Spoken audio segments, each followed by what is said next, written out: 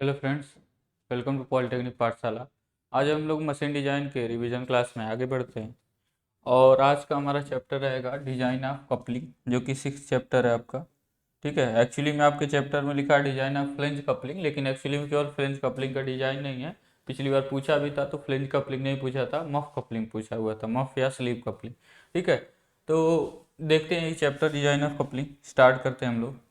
Chapter का नाम है डिजाइन ऑफ कपलिंग, कपलिंग का विकल्पन हिंदी में बोल दें। कपलिंग क्या होता है पहले जानते हैं। कपलिंग एक मैकेनिकल डिवाइस होता है जो दो रोटेटिंग शाफ्ट को परमानेंटली जोड़ता है। ठीक है, दो रोटेटिंग शाफ्ट को परमानेंटली या सेमी परमानेंटली भी बोल सकते हैं। ठीक है, ऐसे जोड़ता है। क्या करता है कपलिंग, क्या है, एक मैकेनिकल डिवाइस है जो दो रोटेटिंग शाफ्ट को यानी घूमते हुए शाफ्ट को जोड़ता है परमानेंटली या सेमी परमानेंटली। ठीक है, एप्लीकेशन कपलिंग, कपलिंग का एप्लीकेशन क्या है। कपलिंग का सबसे कॉमन एप्लीकेशन दो सेपरेटली बनाए गए या खरीदे गए शाफ्टों को जोड़ना होता है ताकि नया मशीन बन सके। ठीक है, इसके आगे देखते हैं। उदाहरण के लिए जैसे जैसे उदाहरण के लिए लिखा गया, उदाहरण के लिए किसी इंजन के आउटपुट शाफ्ट को, ठीक है, किसी इंजन के आउटपुट शाफ्ट को, उदाहरण के लिए किसी इंजन के आउटपुट शाफ्ट को एक हाइड्रोलिक पंप के इनपुट शाफ्ट से, ठीक है, जोड़ने के लिए एक कपलिंग का प्रयोग किया जाता है जिससे कुएं से पानी निकाला जाता है। ठीक है, इलेक्ट्रिक मोटर के आउटपुट शाफ्ट को मशीन टूल के में गियर बॉक्स के इनपुट शाफ्ट से एक कपलिंग द्वारा ही जोड़ा जाता है। ठीक है, तो जैसे कहने का मतलब यह है कि हाइड्रोलिक पंप को, ठीक है ना, हाइड्रोलिक पंप के इनपुट शाफ्ट को मशीन के या इंजन के आउटपुट शाफ्ट से जोड़ते हैं। आप लोग देखते हैं ना,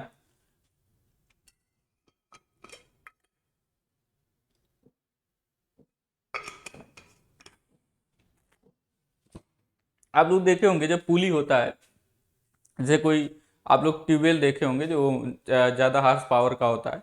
ठीक है, उसमें जो मोटर लगा होता है, फिर मोटर में फिर पट्टा लगा होता है और एक और जो है एक पुली होता है। तो उसका एक मेन शाफ्ट है, जो पुली चल रहा है वो मेन शाफ्ट है। लेकिन एक पंप होता है, सेंट्रीफ्यूगल पंप, जो पानी निकालता है, जिसको आप पंखे भी कहते हैं।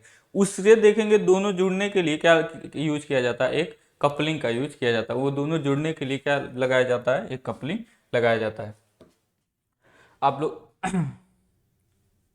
अब देखिए कुछ और अब है, जैसे कि इलेक्ट्रिक मोटर के आउटपुट शाफ्ट को कंप्रेसर के इनपुट शाफ्ट को भी एक कपलिंग द्वारा जोड़ा जाता है। ठीक है, तो इलेक्ट्रिक मोटर के आउटपुट शाफ्ट से कंप्रेसर के इनपुट शाफ्ट। ठीक है, इसको ध्यान से पढ़ेंगे तो सारी चीज़ें समझ में आ जाएंगी आपको। ठीक है, हम कुछ ज़्यादा डिटेल में नहीं जाना चाहते अभी, आगे हम लोग ज़्यादा डिटेल में जाएंगे जहाँ ज़रूरत है। ठीक है, एक कपलिंग और एक क्लच में एक बेसिक डिफरेंस होता है। मतलब कपलिंग और क्लच में क्या डिफरेंस है ये जान लीजिए, क्योंकि कपलिंग और क्लच लगभग एक जैसे हैं, लेकिन थोड़ा सा डिफरेंस क्या है कि कपलिंग एक परमानेंट कनेक्शन होता है। ठीक है, जबकि एक क्लच ऑपरेटर के विल यानी इच्छा पर शाफ्टों को कनेक्ट तथा डिस्कनेक्ट करता है। जैसे होता है ना, क्लच जब आप दबाते हैं जैसे ऐसे, तो आपका जो है कनेक्शन टूट जाता है, और क्लच छोड़ देते हैं तो कनेक्शन हो जाता है। ठीक है, तो ये आपके व्हील पर है।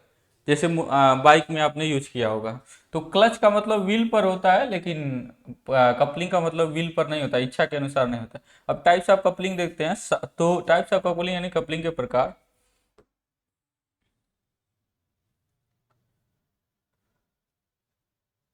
तो कपलिंग के प्रकार देखते हैं। शाफ्ट्स यानी कि शाफ्ट जो कि कपलिंग द्वारा कनेक्ट किए जाने होते हैं, उनका एक्सिस कोलिनियर, इंटरसेक्टिंग अथवा पैरेलल हो सकता है। ठीक है ना, तो जो कनेक्ट किए जाने हैं उनके शाफ्ट जो होते हैं कोलिनियर, ठीक है, इंटरसेक्टिंग, या फिर आपका कैसा हो सकता है, कोलिनियर, इंटरसेक्टिंग, ठीक है, अथवा पैरेलल हो सकता है। उपरोक्त कंसीडरेशन के आधार पर कपलिंग को निम्न प्रकार क्लासिफाई किया जाता है, यानी कि एक्सिस के आधार पर, मतलब एक्सिस जो है कोलिनियर है कि दोनों शाफ्टों के कोलिनियर मतलब एक लाइन में है कि इंटरसेक्ट कर रहे हैं, या फिर पैरेलल हैं, उसके आधार पर डिवाइड किया जाता है। तो इसके आधार पर होता है दो तरह का कपलिंग। एक होता है रिजिड कपलिंग, ठीक है, एक होता है रिजिड कपलिंग। यह कपलिंग उन दो शाफ्टों को जोड़ने के लिए प्रयोग किया जाता है जो परफेक्टली अलाइंड हो। ठीक है, जो परफेक्टली क्या हो, अलाइंड होते हैं, अर्थात उनके एक्सिस के बीच कोई टॉलरेंस नहीं होता है। यानी कहने का मतलब ये शाफ्ट है, अगर इसका एक्सिस है तो यहाँ दूसरा भी, दूसरे का भी एक्सिस बिल्कुल उसी में होगा। ठीक है ना, बिल्कुल उसी लाइन में होगा, दूसरे शाफ्ट का भी थोड़ा भी डिफरेंस नहीं देखने को मिलेगा। ठीक है, अब एग्जाम्पल में क्या है, एग्जाम्पल में इसके है स्लीव या मफ कपलिंग, ठीक है, क्लैंप या स्प्लिट मफ कपलिंग या कंप्रेशन कपलिंग या फ्लेंज कपलिंग, ठीक है ना, ये सभी क्या है रिजिड कपलिंग के एग्जाम्पल हैं। स्लीव या मफ कपलिंग, यही आपके एग्जाम में पिछली बार पूछा हुआ था कि इसका डिजाइन प्रोसीजर बताइए, अभी हम लोग देखेंगे। ठीक है, क्लैंप या स्प्लिट या मफ कपलिंग या फिर कंप्रेशन कपलिंग, ठीक है, ये आपके सिलेबस में नहीं है लेकिन एग्जाम्पल के रूप में फ्लेंज कपलिंग, ये भी आपके सिलेबस में है, इसको भी पढ़ना है। दो कपलिंग है। ठीक है, दूसरा है फ्लेक्सिबल कपलिंग। यह कपलिंग दो शाफ्ट जिनके एक्सिस के बीच इंटरनल लेटरल तथा एंगुलर मिसअलाइनमेंट होता है, उनको जोड़ने के लिए प्रयोग किया जाता है। ठीक है, एग्जाम्पल के रूप में ओल्डम्स कपलिंग में भी, ठीक है, ओल्डम्स कपलिंग, हुक्स कपलिंग या हुक्स ज्वाइंट भी बोलते हैं, ये सभी एग्जाम्पल हैं रिजिड का फ्लेक्सिबल कपलिंग के।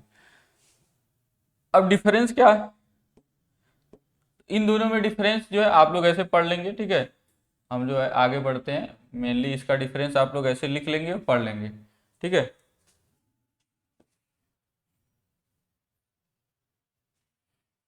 यहाँ पर भी वही डिफरेंस है, दोनों में क्या डिफरेंस है,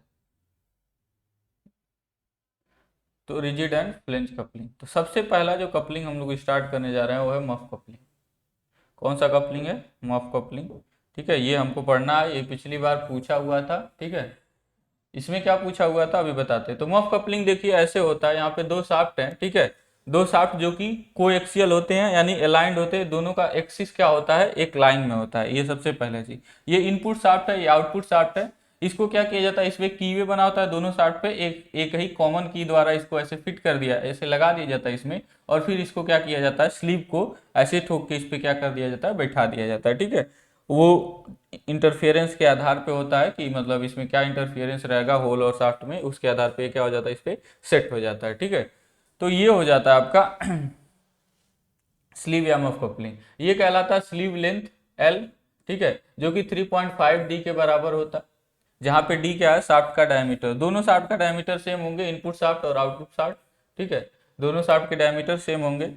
और जो यहाँ पे जो ये डायमीटर ऑफ द स्लीव होता है या outside diameter of the sleeve कहते हैं, इसको स्लीव कहते हैं एक्चुअली में। बाहर से एक बॉक्स की तरह है, ठीक है ना, एक बॉक्स की तरह है, बॉक्स को ही क्या किया गया है, ऐसे लगा दिया गया है। ठीक है, तो इसका जो आउटसाइड डायमीटर होता है 2D+13 होता है, ये डायमेंशन याद रख लेंगे। ठीक है, अगर पूछ दिया कि स्लीव या मफ कपलिंग को समझाइए तो आपको ऐसे फिगर बना के और समझाना है। ठीक है, तो ऐसे फिगर बन गया, फिगर बहुत ईजी है। ठीक है, एक आपको इधर से सॉफ्ट बनाना है, इसमें थोड़ा सा कीवे रखना है, और दूसरा इधर से सॉफ्ट बनाना है, इसमें भी कीवे रखना है।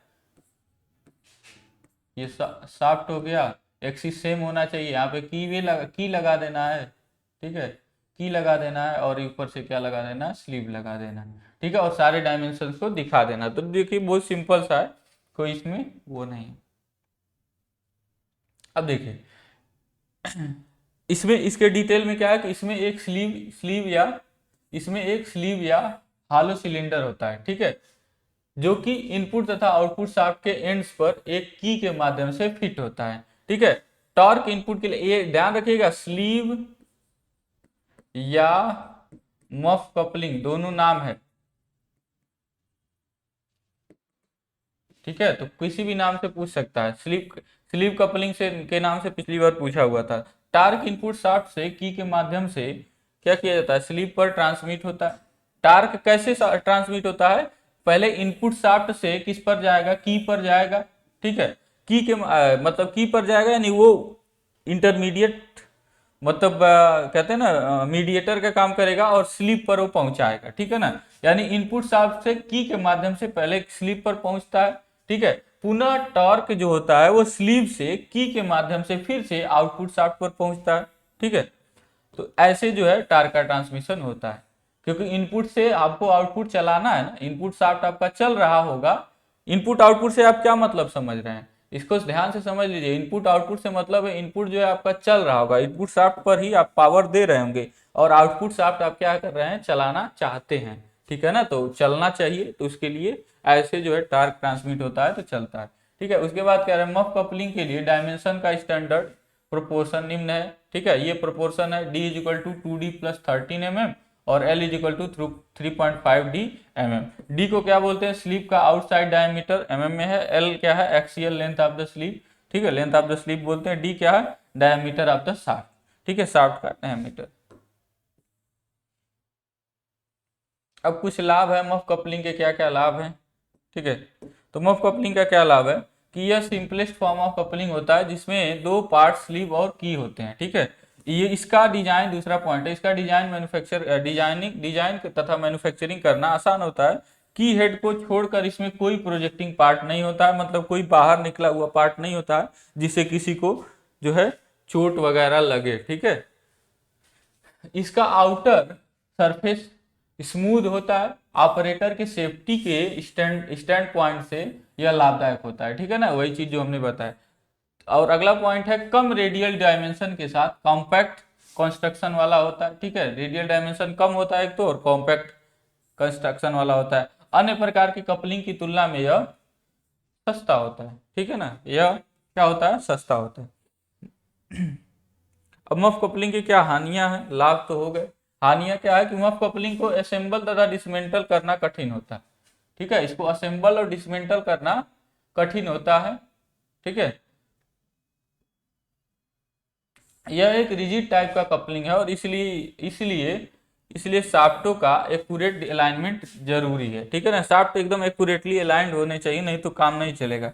इसमें कोई फ्लेक्सिबल एलिमेंट नहीं होता है जिसके कारण शॉक और वाइब्रेशन को ऑब्जर्व नहीं कर सकता, यानी जो आपका मूवमेंट होना चाहिए शॉक और वाइब्रेशन फ्री होना चाहिए, मतलब न तो उसमें शॉक यानी झटका लगना चाहिए, न ही वाइब्रेशन होना चाहिए। फ्लेंज कपलिंग की तुलना में इसमें ज्यादा एक्सियल स्पेस की आवश्यकता होती है। एक्सियल स्पेस मतलब ऐसे दूरी, ठीक है ना, दूरी ज्यादा जरूरत पड़ती है फ्लेंज कपलिंग की तुलना में। ये इसके हानियां हो गई। अब हम लोग देखते हैं डिजाइन प्रोसीजर। यही आपसे पूछा हुआ था कि design procedure of for flange coupling. Flange coupling का डिजाइन प्रोसीजर क्या है, कैसे आप डिजाइन करेंगे, ठीक है। तो मफ कपलिंग का डिजाइन अर्थात डायमेंशन निकालना निम्न पदों में होता है, ठीक है। पहला है कि निम्न समीकरणों से प्रत्येक शाफ्ट का डायमेंशन कैलकुलेट करते हैं। पहला पॉइंट, ऐसे पॉइंट वाइज लिखेंगे कि इन स्टेप्स में, पहले क्या लिखा हमने कि निम्न स्टेप्स में जो है होगा, तो पहला स्टेप उसमें क्या होगा, सबसे पहले हम लोग टार्क कैलकुलेट करेंगे। सबसे पहले एक्चुअली में होता क्या है, एक्चुअली में जब डिजाइन करने जा रहे हैं तो आपको एकदम बेसिक से शुरू करना है, 9:30 से, ठीक है ना, 9:30 से शुरू करना, मतलब एकदम बेसिक से शुरू करना है। तो उसका कहने का ये मतलब है कि एक्चुअली में आपको क्या करना होगा, सबसे पहले आपको पता रहता है बस इतना कि पावर कितना जा रहा है, ठीक है, और कितने आरपीएम पर शाफ्ट चल रहा है। इनपुट शाफ्ट पर कितना पावर लग रहा है, मतलब कितना पावर है और कितने आरपीएम पे चल रहा है, बस ये पता होता है। तो ये पता होता है तो सबसे पहले हमको वहां से टॉर्क कैलकुलेट करना है। तो टॉर्क कैलकुलेट करने का फार्मूला ये है, ठीक है, ध्यान देंगे 60 इंटू 10⁶ P अपॉन 2πn, ये फार्मूला वही वाला है जो हम लोग डिजाइन ऑफ शाफ्ट में यूज करते थे। बशर्ते यहाँ 10⁶ इसलिए कर दिया ताकि जो टार्क का वैल्यू आएगा वो न्यूटन mm में आएगा। किस में आएगा, ये टार्क का वैल्यू न्यूटन mm में आएगा, न्यूटन मीटर में नहीं आएगा, ठीक है। तो यहाँ से डायरेक्टली टार्क का वैल्यू आ गया न्यूटन mm में। उसके बाद हम क्या करेंगे, शाफ्ट का डायमीटर कैलकुलेट करेंगे इस फार्मूले से, ठीक है ना। टाउ इज इक्वल टू, ठीक है, tau is equal to 16T upon πd3, ये फार्मूला हम लोग पढ़े हैं डिजाइन ऑफ शाफ्ट में। तो इस फार्मूले से हमको क्या करना है, इस टार्क के लिए, इस टार्क की वैल्यू के लिए हम क्या करेंगे, डी का वैल्यू निकालेंगे, डायमीटर निकल जाएगा। तो पहला स्टेप ये है कि हमने क्या किया, टार्क और डायमीटर निकाल लिया, यानी कितने डायमीटर का शाफ्ट लगाएंगे, ठीक है। मतलब कहने का मतलब है कि आपका कोई मशीन है वो इतने आरपीएम पे चला सकता है शाफ्ट को और इतना पावर का है, तो उसके लिए कितना जो है, कितने डायमीटर का आपको शाफ्ट यूज करना है, उसके लिए ये कैलकुलेशन हो गया पहले। तो सबसे पहला कैलकुलेशन ये हो गया। उसके बाद दूसरा पॉइंट क्या हो गया कि निम्न एम्पिरिकल इक्वेशन से स्लीव का डायमेंशन कैलकुलेट करें। इन दोनों इंपेरिकल इक्वेशन से क्या करते हैं, स्लीव का क्या करते हैं, डायमेंशन कैलकुलेट कर लेते हैं। तो D is equal to 2D plus 13 हमको पता है, तो स्लीव का आउटसाइड डायमीटर पता चल जाएगा और L पता चल जाएगा 3.5D। दूसरा पॉइंट तो हो गया, ठीक है। अब क्या करते हैं, फॉलोइंग इक्वेशन के द्वारा स्लीव में इंड्यूस होने वाले शियर स्ट्रेस को चेक करें। यानी चेक करते हैं कि कहीं शियर स्ट्रेस जो उत्पन्न हो रहा है कहीं ज्यादा तो नहीं है। ठीक है, उसके लिए क्या फार्मूला होगा हमारा, tau is equal to T R upon J, क्योंकि हम लोग जानते हैं ना T by J is equal to tau upon R. अब यहाँ पे जे का वैल्यू क्या होगा, तो जे का वैल्यू ऐसे लेंगे, पाई डी, कैपिटल डी का मतलब स्लीव का आउटसाइड डायमीटर है, स्मॉल डी का मतलब आपका शाफ्ट का डायमीटर है, उन दोनों के पावर 4 हम लोग जानते ही हैं। और नीचे क्या होता है 32, जब जे होता है तो 32 होता है, जब आई होता है तो 64 होता है।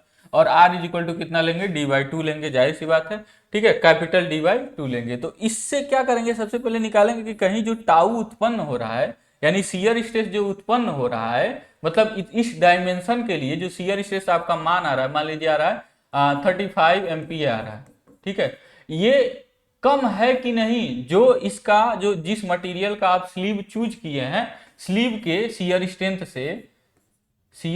से चाहे अल्टीमेट हो चाहे इल्ड हो, उससे कम है कि नहीं। ठीक है ना, या शियर के स्लीव के परमिसिबल स्ट्रेस से कम है कि नहीं, कम है तो सही है डिजाइन, नहीं तो जो है डायमेंशन हमको चेंज करना पड़ेगा। ठीक है, मोरलेस कम ही आता है। अब आगे देखते हैं तीसरा पॉइंट क्या होगा।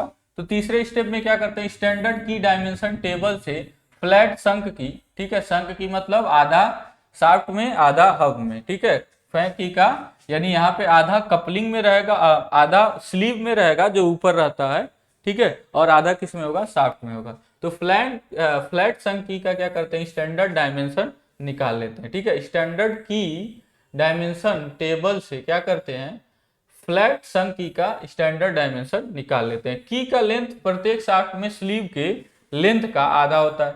ठीक है, की का लेंथ कैसे लेंगे कि स्लीव के लेंथ का आधा लेंगे हर एक शाफ्ट में, यानी एक शाफ्ट में जो लंबाई लेंगे की का, वो क्या लेंगे, L/2 के बराबर लेंगे, जहां पे L length of the key, क्योंकि की के डिजाइन के लिए यही लेंथ लेंगे, ये टोटल लेंथ नहीं लेते हैं। ठीक है ना, क्योंकि हम आधे, क्योंकि एक शाफ्ट पे ही कैलकुलेशन कर रहे हैं, एक शाफ्ट के पावर से ही कैलकुलेशन कर लेते हैं। ठीक है, अब उसके बाद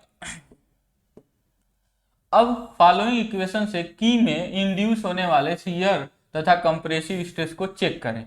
क्या करें, टाउ इज इक्वल टू हम लोग जानते हैं 2t upon D V L, और sigma C is equal to जानते हैं 4t upon D H L. इन दोनों से, जहां पे बी आपको पता ही है, ये सब डिजाइन आप की में हम लोग पढ़ चुके हैं, तो इन दोनों इक्वेशन से चेक करते हैं कहीं की में जो उत्पन्न होने वाला है, इस ये क्या बताएगा कि की में कितना उत्पन्न हो रहा है। ठीक है, टेबल से आप चूज कर लेंगे की का डायमेंशन, उसके बाद आपको पता चलेगा कि जो है की का एक्चुअली में की में कितना स्ट्रेस, शियर स्ट्रेस उत्पन्न हो रहा है, कितना सिग्मा सी, वो परमिसिबल जो है, जो की के लिए परमिसिबल स्ट्रेस है, यानी की का जो मटेरियल है उसके परमिसिबल टाउ और परमिसिबल सिग्मा सी से कम है कि नहीं। अगर कम है तो काम चल जाएगा, यानी टाउ परमिसिबल या अलाउएबल। ठीक है, और यहाँ पे ये कम होना चाहिए sigma allowable, sigma C allowable से। ठीक है, ये कम होना चाहिए, तो कम हो गया तो हमारा जो है डिजाइन कंप्लीट हो गया। ठीक है, इस तरह से हमारा डिजाइन मफ कपलिंग का कंप्लीट हो गया। यही आपसे पूछा हुआ था पिछले बार। ठीक है, यही पूछा हुआ था। अब देखिए आगे कि रिजिड फ्लेंज कपलिंग क्या होता है। ठीक है, तो एक फ्लेंज कपलिंग में दो फ्लेंजेज होते हैं, जिनमें से एक जो है ड्राइविंग शाफ्ट से की द्वारा, अभी फिगर से दिखा दे रहे हैं, तथा दूसरा ड्रिवेन शाफ्ट से की द्वारा जुड़ा होता है, जैसा कि चित्र में दिखाया गया, अभी दिखाते हैं। दोनों फ्लेंजेज एक सर्कल में अरेंज 4 या 6, ठीक है ना, बोल्ट्स द्वारा एक दूसरे से कनेक्टेड होते हैं। सर्कल का सेंटर शाफ्ट का एक्सिस होता है। ठीक है,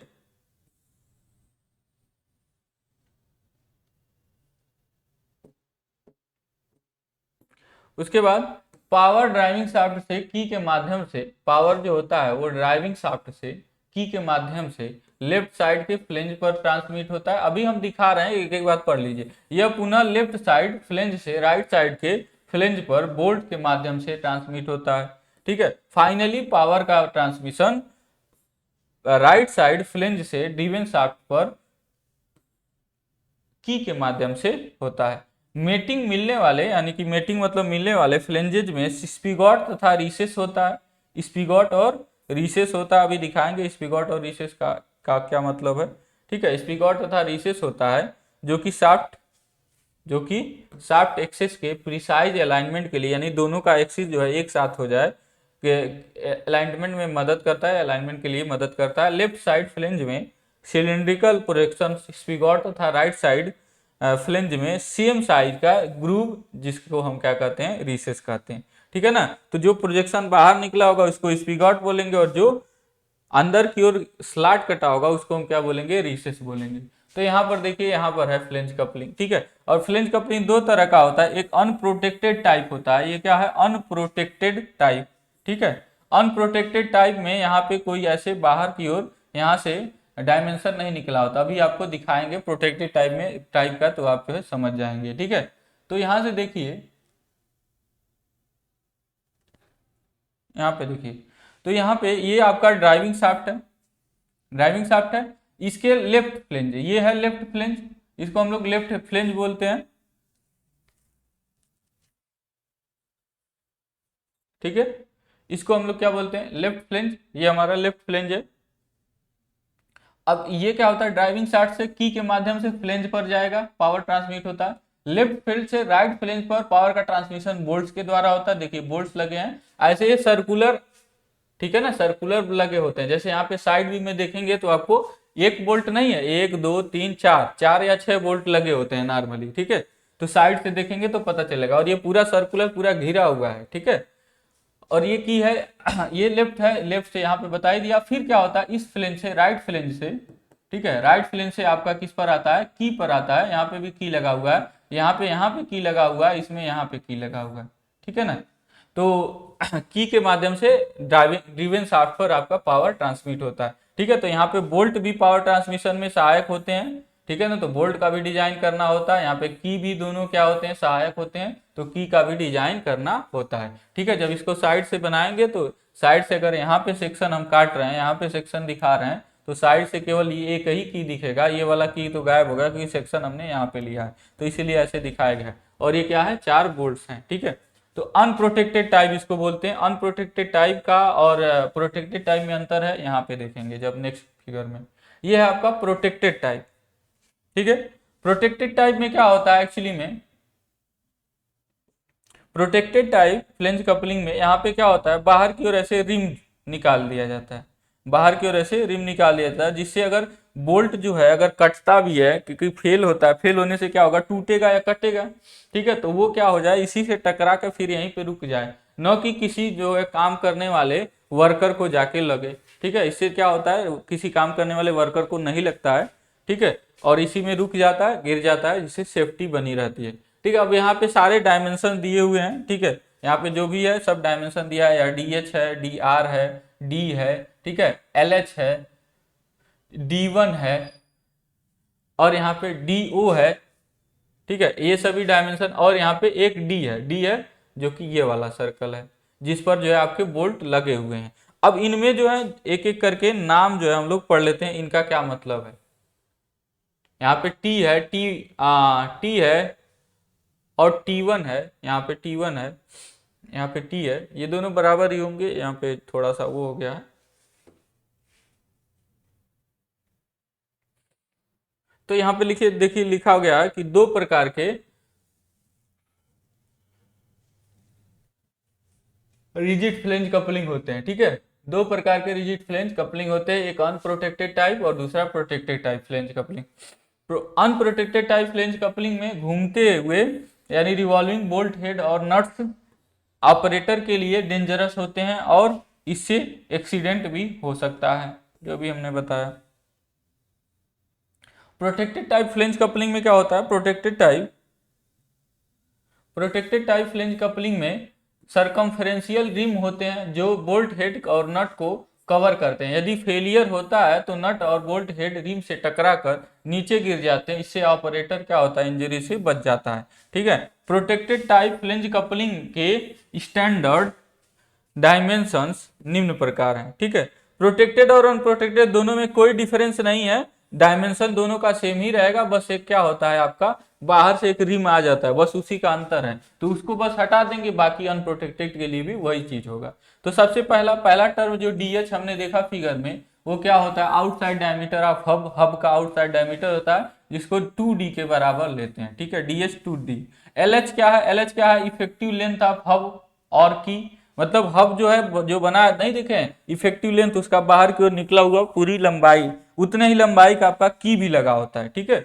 तो इफेक्टिव लेंथ आप हब कह लीजिए या फिर की कह लीजिए, की का इफेक्टिव लेंथ जो LH होता है वो 1.5D के बराबर लेते हैं, ठीक है। उसके बाद थर्ड, तो डी क्या है, capital D pitch circle diameter of bolts, ठीक है, और डी इज इक्वल टू कितना लेते हैं 3D। अगला क्या है T thickness of flange, T is equal to 0.5D लेते हैं। T1 thickness of protected rim, T1 is equal to 0.25 लेते हैं, ठीक है।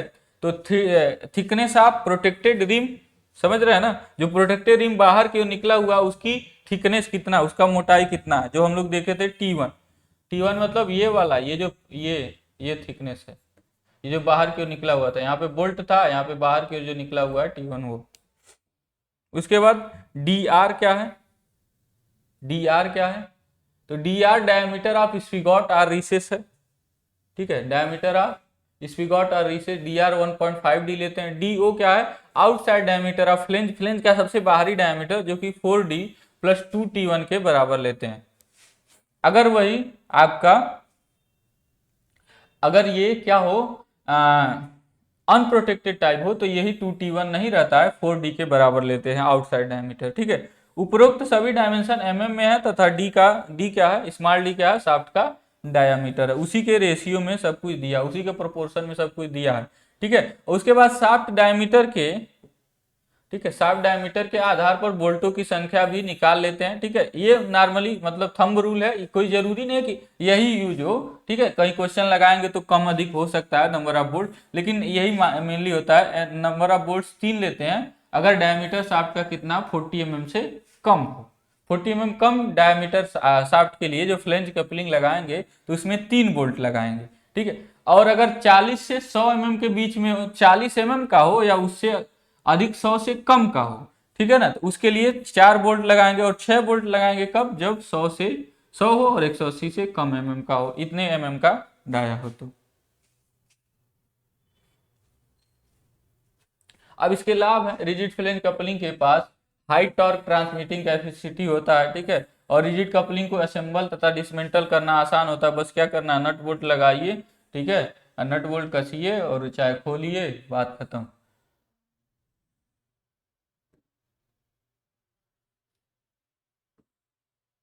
और रिजिड कपलिंग का कंस्ट्रक्शन, रिजिड फ्लेंज कपलिंग का कंस्ट्रक्शन आसान होता है और इसे डिजाइन और मैन्युफैक्चर करना भी आसान होता है। रिजिड फ्लेंज कपलिंग के निम्न हानियां क्या है, यहाँ पे देखते हैं हम लोग, इसके क्या हानियां हैं। पहला पहला जो है, यह एक रिजिड कपलिंग होता है, ठीक है, क्योंकि रिजिड होता है तो इसके लिए क्या होता है, शाफ्ट के अक्षों के बीच मिस अलाइनमेंट नहीं होना चाहिए, ठीक है ना, ये सबसे जरूरी बात, शाफ्ट के एक्सिसेस के बीच कोई मिस अलाइनमेंट नहीं होना चाहिए। दूसरा, यह तभी प्रयोग किया जा सकता है जब गति झटकों एवं कंपनों यानी शॉक एंड वाइब्रेशन से मुक्त हो यानी कि फ्री हो। इसके लिए और अधिक रेडियल स्पेस की आवश्यकता होती है, इसके लिए और अधिक रेडियल स्पेस की आवश्यकता होती है, किसकी तुलना में, मफ कपलिंग की तुलना में रेडियल स्पेस ज्यादा चाहिए, ठीक है ना। रेडियल स्पेस मतलब ये सेंटर है तो ये ऐसे ज्यादा कवर करेगा, उसमें एक्सियल स्पेस ज्यादा चाहिए था। तो देखिए design of bolt in flange coupling, और फ्लेंज कपलिंग में बोल्ट का डिजाइन मेनली बहुत इंपॉर्टेंट होता है कि बोल्ट का डिजाइन जो होता है फ्लेंज कपलिंग में हम कैसे करेंगे। तो इस पर जो है आपके पीछे के एग्जाम्स में, पहले के एग्जाम्स में आपके क्वेश्चन भी बहुत पूछते थे कि बोल्ट के अविकल्पन, मतलब अगर फ्लेंज कपलिंग है तो उसमें जो बोल्ट लगेंगे तो बोल्ट का डिजाइन कैसे करेंगे, उसका डायमेंशन यानी डायमीटर कितना रखेंगे, ठीक है। तो ये आप इस तरह का सवाल जरूर हल कर लीजिएगा रिवीजन के लिए। यहाँ पे दिया है फ्लेंज कपलिंग में बोल्ट्स का डिजाइन निम्न 2 तरीकों से किया जाता है। केस 1, पहला, जब बोल्ट्स रिम्ड और ग्राउंड होल में फिट हो, ठीक है। तो रिम्ड और ग्राउंड होल का मतलब क्या है कि जो है कोई क्लियरेंस नहीं होगा, रिम्ड एंड ग्राउंड होल का मतलब हो गया कि कोई क्लियरेंस नहीं होगा नट और बोल्ट में, या फिर कह लीजिए होल और बोल्ट में। जैसे क्या किया जाएगा, होल बोल्ट को क्या किया जाएगा, कसा जाएगा तभी अंदर आगे जाएगा, नहीं होता है। एक होता है कि आप जो है बोल्ट को क्या करते हैं, सिंपली लगा देते हैं होल में, एकदम पास हो जाता है, आर पार चला जाता है, अपने हाथ से ही उसको हाथ से ही धक्का देते हैं और हो जाता है।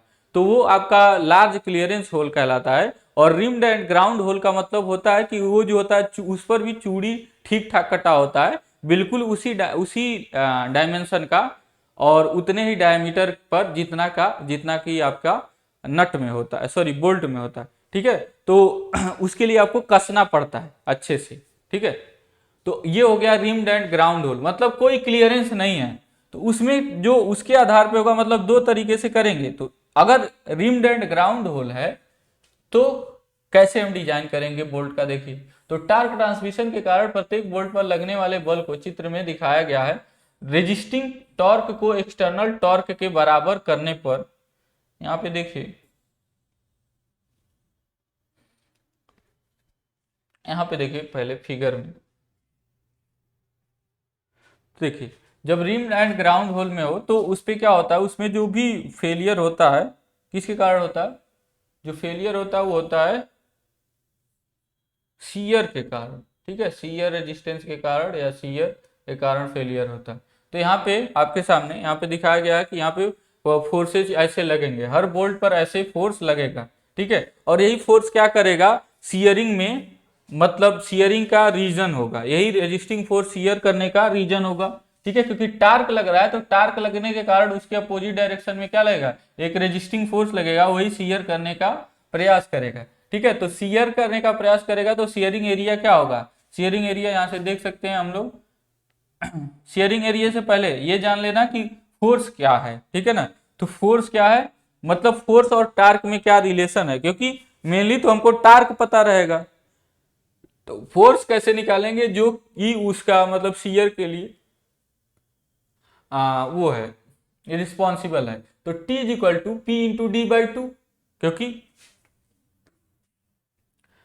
क्योंकि यहाँ पे देखिए, क्योंकि टार्क लग रहा है बिल्कुल इस सेंटर के अबाउट टार्क टी लगेगा, और वो फोर्स पी के कारण हो रहा है, तो P into D by to जो होगा यही टार्क के बराबर होगा। लेकिन केवल एक पर थोड़ी ना फोर्स है, फोर्स जो है पूरा रेजिस्ट करने का फोर्स, जो पूरा फोर्स डिस्ट्रीब्यूटेड है वो कितने, जितने बोल्ट्स हैं उन पर है। तो क्या कर लेंगे, एन से लिख देंगे, यानी नंबर ऑफ बोल्ट्स। यहाँ पे एन का मतलब यहाँ पे नंबर ऑफ बोल्ट्स है, स्मॉल एन से भी लिखना चाहे तो लिख सकते हैं। तो P D by two into N is equal to torque के बराबर होगा, यहीं पे वहां पे लिखा हुआ यही चीज है। ठीक है, जहां पे क्या है, पी क्या है, प्रत्येक बोल्ट पर लगने वाला बल है न्यूटन में। डी बोल्टों के लिए पिच सर्कल डायमीटर, यानी सेंटर से, शाफ्ट के सेंटर से किस डाया पर आपके बोल्ट लगाए जा रहे हैं वो चीज। तो ये डाया है, ठीक है ना, ये डाया है, ये सेंटर मान लीजिए, ये डाया है, ये पिच सर्कल डायामीटर है। और एन क्या है, नंबर ऑफ बोल्ट, यानी बोल्टों की संख्या। अब देखिए ऐसे फिगर बना देना। तो ये रिम्ड एंड ग्राउंड होल के लिए है। यहां पर फोर्स पी के कारण क्या हो रहा है, बोल्ट पर डायरेक्ट शियर स्ट्रेस लगा है। तो शियर स्ट्रेस जो होता है बोल्ट में, tau is equal to P by pi by 4 D one square. D one जहां पे हम क्या ले रहे हैं, डी वन ले रहे हैं diameter of bolt, nominal diameter of bolt कह सकते हैं इसको, ज्यादा अच्छे से कहें तो नॉमिनल डायमीटर ऑफ बोल्ट। ठीक है, तो डायमीटर ऑफ बोल्ट यहाँ से टाउ निकल गया, और यहाँ से फोर्स पी का हम वैल्यू रख देंगे, फोर्स पी का वैल्यू पीछे से, ठीक है ना, पीछे वाले इक्वेशन से रख देंगे। तो हमारा जो है पी का वैल्यू आप वहां से निकाल के रख दीजिए, ये फार्मूला आपको मिल जाएगा, ये फार्मूला आपको मिल जाएगा, tau is equal to 8t upon pi D N, pi capital D N और स्मॉल डी वन का स्क्वायर। ठीक है, और जब केस 2 है, ये आप नहीं पढ़ेंगे तो भी कोई बात नहीं है, क्योंकि ये आपके जो है एग्जाम वगैरह में आपके लिए नहीं उतना अप्लीकेबल है। तो आप बोल्ट का डिजाइन केवल इसी आधार पे कर सकते हैं, आप केस 2 लगाइए ही मत। ठीक है, लेकिन ये ध्यान दीजिएगा कि केस 2 भी होता है, मतलब दो तरह के केसेज होते हैं, जब लार्ज क्लियरेंस होल्स में आपका जो है बोल्ट का डिजाइन किया हुआ है। तो जो बच्चे जो है पढ़े हुए हैं, ठीक है, हमसे, उनको पता है ये, तो वो कर लेंगे, बाकी लोग नहीं करेंगे तो भी कोई बात नहीं है, कोई उससे ज़्यादा डिफरेंस नहीं आने वाला है। ठीक है, तो इसको छोड़ते हैं बस हम ज़्यादा इसमें, क्योंकि इसको समझाने में फिर मुझे आधा घंटा लग जाएगा, क्योंकि ये थोड़ा समझने के लिए, आपको ऐसे बताएंगे तो नहीं समझ पाएंगे, इस पर टाइम लगेगा। ये जान लीजिए कि इसमें फ्रिक्शन के कारण पावर ट्रांसमिशन होता है। बस आपको फार्मूला अगर है पूछ दिया तो फार्मूला आपको बता दे रहे हैं। अगर मान लीजिए सवाल पूछ दिया और कह रहा है कि लार्ज क्लियरेंस होल में है, तो इस तरह से जो है आपका डिजाइन होगा, जहां पे आर एफ ये मीन वो है फ्रिक्शन रेडियस इसको बोलते हैं। पी आई क्या है, इनिशियल टेंशन फोर्स है एक हर एक बोल्ट पर लगने वाला। एन क्या है, नंबर ऑफ बोल्ट्स है। म्यू क्या है, फ्रिक्शनल कोफिशिएंट है, फ्रिक्शन ऑफ कोफिशिएंट है। आर एफ को इस फार्मूले से लिखते हैं, आर एफ को इस फार्मूले से लिखते हैं, R F 2/3 R O cube minus R I cube upon R O square minus R I. R O मतलब आर आई का मतलब है कि जो हब है, ठीक है, उसका आउटर रेडियस और हब का ये इनर रेडियस है। ये किसी बुक में देख लेंगे तो पढ़ लेंगे तब भी समझ में आ जाएगा, अगर बुक में होगा तो, क्योंकि आपको बुक में नहीं दिया होगा, ठीक है, डिप्लोमा के बुक में नहीं दिया होगा तो फिर पढ़ने से क्या फायदा है, ठीक है, उसको रहने दीजिए। हाँ, लेकिन ये ध्यान रखिएगा वो होता है, ठीक है। तो design procedure for flange coupling, flange coupling के लिए डिजाइन प्रोसीजर क्या है, तो आप वही बस फार्मूला याद रखिए, 8t upon tau is equal to 8t upon pi D N D one का स्क्वायर, जहाँ पे डी वन ये बोल्ट का नॉमिनल डायमीटर। यही फार्मूला यूज करके एक्चुअली में आप कोई भी सवाल लगाएंगे फ्लेंज कपलिंग के लिए, ठीक है। तो फ्लेंज कपलिंग का डिजाइन निम्न पदों में किया जाता है। पहला है कि शाफ्ट का डायमीटर निकालना, सबसे पहला काम। तो वही चीज, दो फार्मूले जो कि हम लोग उस कपलिंग में देखे हैं, वही चीज पहले तो ये लगा लेंगे, टी इज इक्वल टू और टाई इज इक्वल टू, हमको डायमीटर निकल जाएगा शाफ्ट का। उसके बाद हम लोग पढ़ेंगे दूसरा स्टेप में क्या निकालेंगे, उसके बाद हम निकालेंगे डायमेंशन ऑफ फ्लेंजेज।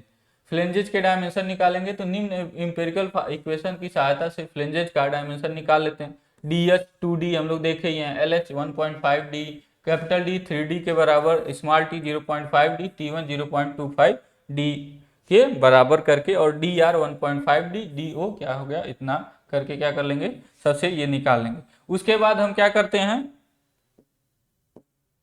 उसके बाद पुनः हब में इंड्यूस्ड होने वाले शियर स्ट्रेस को फॉलोइंग इक्वेशन की सहायता से ज्ञात कर लेते हैं, ठीक है। तो हब में जो इंड्यूस होने वाला शियर स्ट्रेस है, हब में कहने का मतलब जो यहाँ पे आपका शाफ्ट है ना, और यहाँ पे जो इतना हिस्सा निकला हुआ है, ठीक, उसके बाद ना यहाँ पे फ्लेंज का मिडिल पोर्शन यहाँ पे होता है, जहाँ पे आपके बोल्ट लगे होते हैं। तो ये जो यहाँ से जो यहाँ तक का हिस्सा होता है, उसी को हम लोग हब बोलते हैं। यहाँ से यहाँ तक का हिस्सा क्या कहलाता है, हब कहलाता है। जो आपका बाहर क्यों निकला हुआ है, फिगर में देखिए, फिर से आप फिगर लेके बैठिए, अपने बुक में फिगर खोल लीजिए, उससे आपको पता चल जाएगा। तो ये हब है, ठीक है ना, ये हब है। तो इसमें जो उत्पन्न होने वाला शियर स्ट्रेस है वो देख लेते हैं। तो टाउ इज इक्वल टू फिर वही TR/J से हम लोग निकालते हैं, वही चीजें रखते हैं। DH, क्योंकि यहाँ पे हालो होगा तो ये जो होगा इनर होगा और ये आउटर होगा, तो इसको क्या करते हैं, DH रखते हैं यहाँ पे, और इस यहाँ पे क्या रखते हैं, डी रखते हैं, ठीक है ना, जो शाफ्ट के डायमीटर के बराबर होगा, सिंपल सी बात है। उसके बाद फ्लेंजेज जहां हब से जुड़े होते हैं अंडर शियर होते हैं, ठीक है। अब फ्लेंजेज जहां हब से जुड़े होते हैं मीन्स ये आपका हब था ना, और इसके ऊपर फ्लेंज है, फ्लेंज इसी मिडिल पोर्शन को नॉर्मली फ्लेंज बोलते हैं, और इसी में आपका क्या लगा हुआ है, बोल्ट लगा हुआ है। तो ये जहां पे यहाँ पे जो जुड़े होते हैं, यहाँ पे क्या होता है, शियर में होते हैं, अंडर शियर, मतलब यहाँ पे शियर स्ट्रेस उत्पन्न होता है, और हो सकता है कि यहाँ पे शियर स्ट्रेस उत्पन्न होने के कारण यहाँ से कट जाए, शियर फेलियर हो जाए। तो एरिया अंडर शियर जब आप निकालेंगे तो ये डायमीटर यहाँ से यहाँ तक DH है, जो कि हम लोग देखे हैं, तो DH है। तो DH और ये जो पूरा लंबाई लेंगे, क्योंकि ये सर्कुलर है, तो क्या होगा, पेरीमीटर के बराबर होगा, और ये क्या है, थिकनेस T है। तो क्या ऐसे जब एरिया निकालेंगे, इसका चारों ओर का एरिया ऐसे सर्कुलर है, ऐसे सर्कुलर है, ठीक है ना, ऐसे क्या है, ऐसे सर्कुलर है। तो जब सर्कुलर एरिया निकालेंगे तो क्या हो गया, ये तो थिकनेस हो गया यहाँ से यहाँ तक T, ठीक है। और ये जो हो गया वो क्या हो गया कि डायमीटर कितना है, और उसका क्या कर लेंगे, सरकमफ्रेंस निकाल लेंगे। तो पाई डी के बराबर होता है या 2πr के बराबर होता है, ठीक है ना। तो वही किया गया, पाई डी इंटू टी। ध्यान से सोचेंगे, थोड़ा दिमाग लगा के, तो आप समझ जाएंगे, जिनको नहीं समझ में आ रहा होगा, ठीक है। फिर shear force pi D H into T into tau कर देंगे, क्योंकि शियर स्ट्रेस का जैसे गुणा कर देंगे एरिया में, शियर फोर्स निकल जाएगा। रेजिस्टिंग टॉर्क जो होता है shear force into T DH/2 के बराबर होगा। तो यहाँ से क्या हो जाएगा, एक रिलेशन हमको मिल जाएगा टार्क और शियर स्ट्रेस में, ठीक है। तो यहाँ से T is equal to 1/2 pi DH, यहाँ से क्या हो जाएगा, शियर स्ट्रेस और टार्क में क्या बन जाएगा, एक रिलेशन मिल जाएगा, ठीक है। इससे पता चल जाएगा हमारा कितना उसमें इंड्यूस हो रहा है शियर स्ट्रेस, कहीं ज़्यादा तो नहीं इंड्यूस हो रहा है। यहाँ पे फिर तीसरा डायमीटर ऑफ बोल्ट्स, यानी बोल्ट का डायमीटर जो है निम्न क्राइटेरियन की आधार पर बोल्टों की संख्या ज्ञात कर लेते हैं। ठीक है, यहाँ पे ये रूल लगा लेते हैं, थंब रूल लगा लेते हैं, या फिर ये फार्मूला लगा लेते हैं। ठीक है, मतलब नंबर ऑफ बोल्ट्स पहले देख लेते हैं कि इन क्राइटेरिया के आधार पर नंबर ऑफ बोल्ट्स आप कैलकुलेट कर लेंगे। अगर देखिए नॉर्मली क्वेश्चन में आपके नंबर ऑफ बोल्ट्स दिया होता है, अगर सवाल लगाने जाएंगे तो, नहीं तो इसमें क्या है प्रोसीजर में आप लिखेंगे कि अगर ऐसे ऐसे डाया है तो इतना इतना हम लोग क्या लेंगे, नंबर ऑफ बोल्ट लेंगे। अब नंबर ऑफ जब बोल्ट ले लिया तो हम जो है डायमीटर कैलकुलेट करेंगे, डायमीटर निकालेंगे। तो यहाँ से मान लीजिए कि माना कि बोल्ट नो क्लियरेंस होल्ड में है, यानी कि नो क्लियरेंस होल का मतलब हो गया आपका रिम्ड एंड ग्राउंड होल में है, तो उससे क्या होगा, वहां पे शियर के कारण फेलियर होगा जो भी होगा। तो d1 is equal to 8t/πd and tau के बराबर जो है, जो पीछे हमने फार्मूला देखा, इससे हम क्या कर लेंगे, बोल्ट का डाया निकाल लेंगे। ठीक है, जहां पे टाउ क्या है, बोल्ट में परमिसिबल शियर स्ट्रेस है, और for compressive stress in bolt crushing area of each bolt d1t। ठीक है, अगर कंप्रेसिव स्ट्रेस निकालना चाहते हैं बोल्ट में तो ऐसे निकाल लेंगे, crushing area of all bolt क्या हो जाएगा, n d1t हो जाएगा, क्योंकि क्रशिंग एरिया प्रोजेक्टेड एरिया होता है, तो याद रखिए डायमीटर इंटू थिकनेस। ठीक है ना, उसी आधार पर दिया जाएगा, डायमीटर इंटू थिकनेस, क्योंकि थिकनेस का मतलब ये है कि कितने में आपका बोल्ट फिट है। तो ये फ्लेंज होता है, फ्लेंज का एक हिस्सा, तो इसी में तो बोल्ट फिट होता है, तो यही तो टी होता है। और क्रशिंग में हम बताएं ये टी और इंटू जो बोल्ट का डायमीटर है, प्रोजेक्टेड एरिया ही लेते हैं। ठीक है, तो crushing area of the bolt अगर एन बोल्ट है तो इतना हो जाएगा, तो कंप्रेसिव फोर्स क्या हो जाएगा, उसमें सिग्मा सी से गुणा कर देंगे। ठीक है, यहाँ से torque T is equal to मिल जाएगा आपको, टार्क टी और फोर्स जो कि था, और इंटू क्या हो गया आपका d/2, क्योंकि फोर्स इंटू d/2 ही टार्क होगा यहाँ पे। ठीक है, तो सिग्मा सी का भी एक रिलेशन बन जाएगा ये भी, लेकिन इसका यूज नहीं किया जाता, अगर आपको छोड़ना है तो इसको छोड़ भी सकते हैं। सिग्मा सी 2t/n d1t मतलब आपके डिप्लोमा में इस इक्वेशन का कोई यूज नहीं है। ठीक है ना, तो छोड़ना है तो छोड़ भी सकते हैं, अगर एग्जाम में आपको करना है उसको छोड़ना है तो छोड़ दीजिए, कोई दिक्कत नहीं है, थोड़ा सा छोटा हो जाएगा। ठीक है, बस एक ही वाला यूज करिए, जो टाउ वाला फार्मूला है बस उतना यूज करिए। ठीक, यहाँ पे डायमेंशन ऑफ की टेबल से क्या करते हैं, फ्लैट की का क्रॉस सेक्शन ज्ञात कर लेते हैं। की टेबल से आप देखेंगे कितने डायमीटर के लिए होता है आपका, कि इतना डायमीटर का अगर शाफ्ट है तो कितने डायमेंशन का आप की यूज करेंगे, वो होता है, दिया रहता है। ठीक है, टेबल आप जब देखेंगे तो उसमें आपको पता चलेगा। और लेंथ ऑफ द की क्या होता है, LH के बराबर, ये तो पहले भी हम लोग ध्यान दिए हैं इस बात पर, इस बात को पढ़े हैं। ठीक है, अब शियर स्ट्रेस की में इन दोनों फार्मूले से निकाल लेते हैं, क्योंकि यही दो फार्मूले होते हैं, और ये देखते हैं कि कहीं ये कम नहीं ना, इंड्यूस जो है मतलब परमिसिबल से ये कम ही होने चाहिए। ठीक है ना, ये कम ही होने चाहिए, तो इससे हम लोग निकाल लेते हैं। इस तरह से पूरा आपका जो है फ्लेंज कपलिंग का डिजाइन हो जाता है। ठीक है, तो फ्लेंज कपलिंग का डिजाइन थोड़ा लंबा है, लेकिन मफ कपलिंग का डिजाइन छोटा है। ठीक है, और इजी है। तो फ्लेंज कपलिंग आपका थोड़ा बड़ा हो सकता है। ठीक है, अब जो है हम लोग देखेंगे इस पर कुछ सवाल, फिर हमारा ये चैप्टर खत्म हो जाएगा। तो यहाँ पे हम लोग क्वेश्चन कर लेते हैं। क्वेश्चन आपके सामने है कि 25 न्यूटन मीटर बल आघूर्ण को पारित करने के लिए दो शाफ्टों को फ्लेंज कपलिंग द्वारा जोड़ा गया है। ठीक है, यानी टार्क इतना है, उसको पारित करने के लिए दो शाफ्टों को फ्लेंज कपलिंग द्वारा जोड़ा गया है। फ्लेंज कपलिंग को 4 बोल्टों द्वारा, ठीक है, 30 mm की त्रिज्या पर कसा गया है। यदि अनुमेय अपरूपण प्रतिबल 30 न्यूटन पर mm² हो तो बोल्टों का माप ज्ञात कीजिए, यानी बोल्टों का डायमीटर कहने का मतलब निकालिए। तो हम लोग कैसे करेंगे, सबसे गिवन क्या क्या है वो देख लेते हैं। गिवन जो है वो देख लेते हैं। तो क्या गिवन है, टार्क 25 न्यूटन मीटर, तो न्यूटन मीटर को हम क्या कर लेंगे 10⁻³ से मल्टीप्लाई करके न्यूटन mm कर लेंगे, ये जरूरी। ठीक है, उसके बाद नंबर ऑफ बोल्ट 4 हैं, ऐसे लिख लेंगे नंबर ऑफ बोल्ट्स। ठीक, त्रिज्या r जो है 30 मीटर है, तो डायमीटर कितना हो जाएगा 60 mm हो जाएगा, मीटर नहीं mm में। ठीक है, तो ये हो गया pitch circle dia. Pitch PITCH circle dia, pitch circle dia जो है कुछ ऐसा है, ठीक है। उसके बाद टाउ जो है अपरूपण प्रतिबल 30 न्यूटन पर mm स्क्वायर है। तो बोल्टो का माप ज्ञात कीजिए, यानी D1 अगर हम कहें अपने हिसाब से, आप अगर D लिखते हैं तो D लिखिए, जो भी आपको लगे, नॉमिनल डायमीटर हमको निकालना है। तो इसको हम कैसे करेंगे, तो हमारे पास फार्मूला है tau is equal to tau 8T upon pi DN D1 square, यानी कि D1 square is equal to हो जाएगा 8T upon pi DN tau. 8T कितना है, 25 गुणे 10 के घात 3 बटे में पाई इंटू D कितना है, D है आपका 60, N नंबर ऑफ वोल्ट्स 4 और टाउ है 30। यहाँ से रख देंगे, यहाँ से कैलकुलेट कर देंगे, आपका D1 का वैल्यू आ जाएगा mm में, ठीक है ना। तो जैसे ही कैलकुलेट करते हैं हम 8 इंटू 25 इंटू 10⁻3,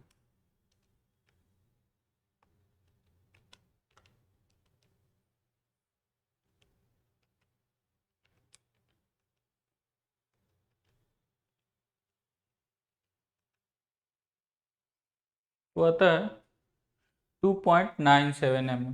क्या आता है, 2.97 mm, या इसको लगभग कह सकते हैं 3 mm। तो 3 mm डाया का क्या करना पड़ेगा, बोल्ट लगाना पड़ेगा, ठीक है। उतना प्रैक्टिकल नहीं है ये देखने में, ठीक है, लेकिन कोई बात नहीं। अब डाटा ऐसा ही दिया था तो आंसर भी ऐसा ही आएगा, करेक्ट आंसर है, ठीक है। अब जो है नेक्स्ट क्वेश्चन देखते हैं, एक और क्वेश्चन देखिए। मफ कपलिंग पे यहाँ क्वेश्चन नहीं करवा रहे हैं क्योंकि उसका प्रोसीजर बहुत लंबा होता है, ठीक है। तो जो लोग पहले किए होंगे, हम करवाए हैं, तो वो तो ठीक है, उनके लिए कोई दिक्कत नहीं है, लेकिन नहीं किए हैं वो छोड़ सकते हैं आगे, मतलब अभी एग्जाम टाइम में क्या करेंगे आप। उसके बाद यहाँ पे लिखा है कि दो शाफ्टों को एक युग्मन,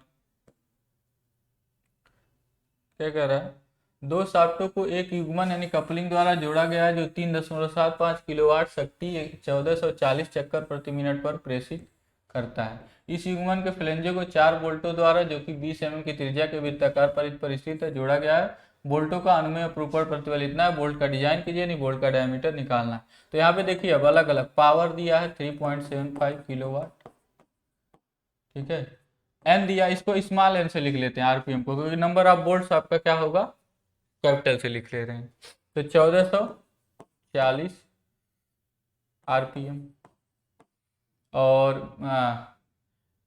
number of bolts capital N 4, ठीक है। डाया, क्योंकि रेडियस 20 mm है तो डाया कितना हो जाएगा 40 mm।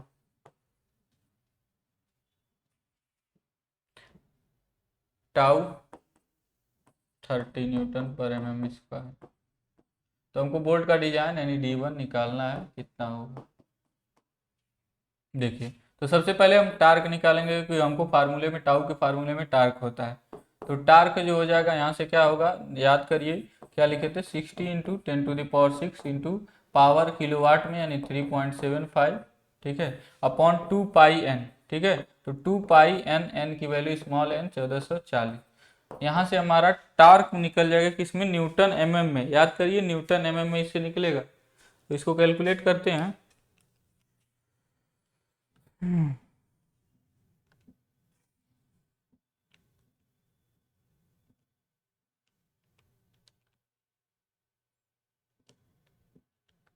इसको जब आप कैलकुलेट करेंगे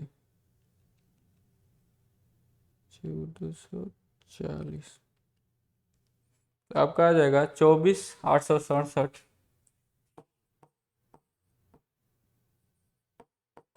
24,867.95 न्यूटन mm में, ठीक है। तो ये तो न्यूटन mm में आ गया, टार्क का वैल्यू आया, ठीक। अब ये तो टार्क की वैल्यू हो गई, तो हमको क्या करना है, D1 निकालना। तो कैसे निकालेंगे, D1 स्क्वायर अभी हमने देखा 8T upon pi D N tau, है ना। तो यहाँ से क्या कर लेंगे, 8t का वैल्यू रख लेंगे 24,867.95 बट्टे में पाई इंटू डी। डी कितना है आपका 40, डी है 40 mm।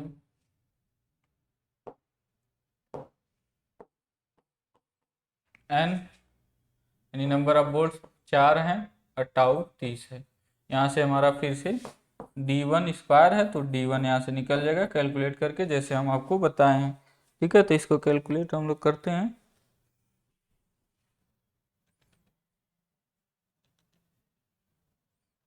अच्छा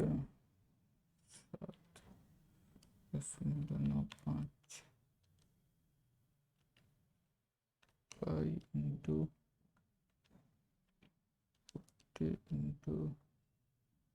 4 इंटू 30,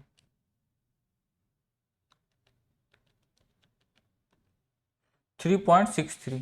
ये भी कितना है 3.63 mm है। ठीक है, तो इतना डाया होगा,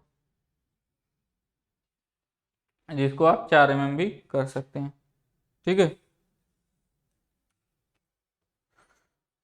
तो इस तरह से हमारा क्या हो जाता है, इसका डिजाइन हो जाता है। ठीक है, तो इस तरह से ये चैप्टर आपका कंप्लीट होता है। अब जो है, अब मुझे दीजिए इजाज़त। धन्यवाद।